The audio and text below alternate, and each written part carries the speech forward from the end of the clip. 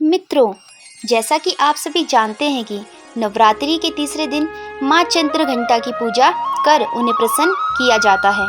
नमस्ते फ्रेंड्स, मैं भारती शर्मा और स्वागत है आपका मेरे channel total talent with knowledge में। माता चंद्रघंटा को कल्याणकारी और शांतिदायक का रूप मानते हैं। माता के मस्तक पर घंटे के आकार का आधा चंद्रमा चिन्हित है। यही कारण है कि माँ को चंद्रघंटा कहते हैं। इनके शरीर का रंग सुवर्ण के समान चमकीला और वाहन सिंह है। इन देवी के 10 हाथ माने गए हैं और ये कमल, धनुष, बाण, खड्ग, कमंडल, तलवार, त्रिशूल और गदा आदि जैसे अस्त्र और शस्त्र से सुसज्जित हैं। इनके कंठ में श्वेत पुष्प की माला और शीर्ष पर रतन जड़ित मुकुट विराजमान है। माता चंद्रघंटा युद्ध की मुद्रा में विराजमान रहती है और तंत्र साधना में मणिपुर चक्र को नियंत्रित करती हैं। माँ चंद्रघंटा की पूजा करने से न केवल रोगों से मुक्ति मिलती है बल्कि माँ प्रसन्न होकर सभी कष्टों को हर लेती हैं। ऐसे में यदि आप तीसरी नवरात्रि का व्रत रख रहे हैं तो माँ चंद्रघंटा की पूजा विधि और कथा के बारे में जरूर जानें। आज की हमारी वीडियो इसी विषय पर है। आज हम आपको अपनी इस वीडियो के माध्यम से बताएंगे कि माँ चंद्रघंटा की व्रत कथा क्या है, साथ ही पूजा विधि के बारे में भी बताएंगे। आइए जानते हैं माता चंद्रघंटा की व्रत कथा के बारे में। पौराणिक कथा के अनुसार जब दैत्यों का आतंक बढ़ने लगा तो माँ दुर्गा ने माँ चंद्रघंटा का अवतार लिया।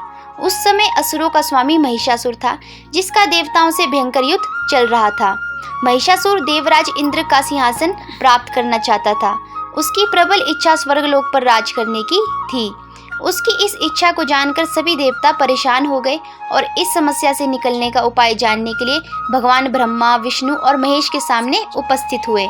देवताओं की बात को गंभीरता से सुनने के बाद तीनों को ही क्रोध आया। क्रोध के कारण तीनों के मुख से जो ऊर्जा उत्पन्न हुई उससे एक देवी अवतरित हुई, जिन्हें भगवान शंकर ने अपना त्रिशूल और भगवान विष्णु ने चक्र प्रदान किया। इसी प्रकार अन्य देवी देवताओं ने भी माता के हाथों में अपने अस्त्र सौंप दिए। देवराज इंद्र ने देवी को एक घंटा दिया, सूर्य ने अपनी तेज तलवार और तेज दिया, सवारी के लिए उन्हें सिंह प्रदान किया। इसके बाद माँ चंद्रघंटा महिषासुर के पास पहुंची। माँ का ये रूप देखकर महिषासुर को ये आभास हो गया कि उसका काल आ गया है। महिषासुर ने माँ पर हमला बोल दिया। इसके बाद देवताओं और असुरों में भयंकर युद्ध छिड़ गया। माँ चंद्रघंटा ने महिषासुर का संहार किया। इस प्रकार माँ ने देवताओं की रक्षा की। तो ये थी माता की व्रत कथा। आइए अब हम इनकी पूजा विधि के बारे में जानते हैं। माँ चंद्रघंटा की पूजा विधि। नवरात्रि के तीसरे दिन सर्वप्रथम जल्दी उठकर स्नानादि करने के पश्चात पूजा स्थान पर गंगा जल छिड़के। फिर माँ चंद्रघंटा का ध्यान करें और उनके समक्ष दीपक प्रज्वलित करें। अब माता रानी को अक्षत, सिंदूर, पुष्प आदि चीजें अर्पित करें। इसके बाद माँ को प्रसाद के रूप में फल और केसर दूध से बनी मिठाइयों या खीर का भोग लगाए।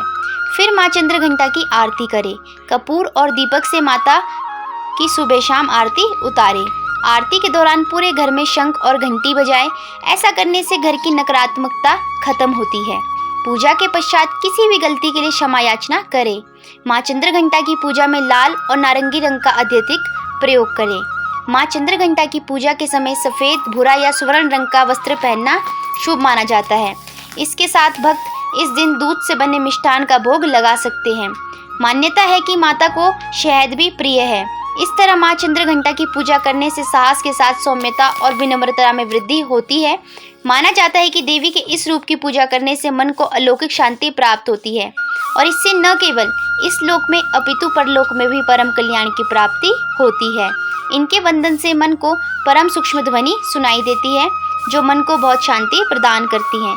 चूँकि इनका वर्ण स्वर्ण जैसा चमकीला है और ये हमेशा आसुरिक शक्तियों के विनाश के लिए सदैव तत्पर रहती हैं, इसलिए इनकी आराधना करने वाले को भी अपूर्व शक्ति का अनुभव होता है। और इनकी पूजा करने के बाद आप जो है इनके इन मंत्र का जाप भी कर सकते हैं।